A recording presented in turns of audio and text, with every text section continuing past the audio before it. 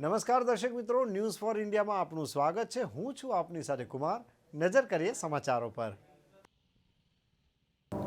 રાપરમાં શીતળા માતાજીના મેળામાં માનવ મહેરામણ ઉમટી પડ્યું। આજે શ્રાવણ વદ સાતમ એટલે શીતળા સાતમ, જેનું મહત્વ હિન્દુ ધર્મમાં અનેરું રહ્યું છે। આ દિવસે લોકો ઠંડુ જમે છે અને શીતળા માતાજીનું વ્રત રાખે છે।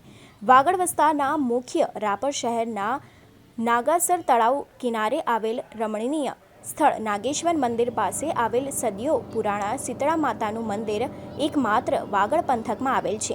આ શીતળા માતાજીનો મેળો આજે ભરાયો હતો, જેમાં રાપર સહિત સમગ્ર વાગડ વિસ્તારમાંથી લોકો પરંપરાગત ગામઠી ડ્રેસમાં જોવા મળ્યા હતા। ખાણીપીણી, રમકડા, કટલેરી સહિતના સ્ટોલ પણ જોવા મળ્યા હતા। મેળા દરમિયાન Rapar PI R Vasava, PSI GB Majirana, Babubhai Katarona સહિતના બંદોબસ્ત જાળવવા મળ્યો હતો।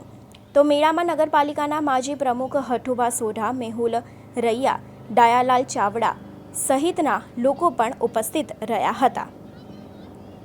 આમ આજે શીતળા માતાના મેળામાં માનવ મહેરામણ ઉમટ્યું હતું। સમગ્ર આયોજન શીતળા માતાના પૂજારી વિનોદગર ગોસ્વામીએ કરેલું હતું।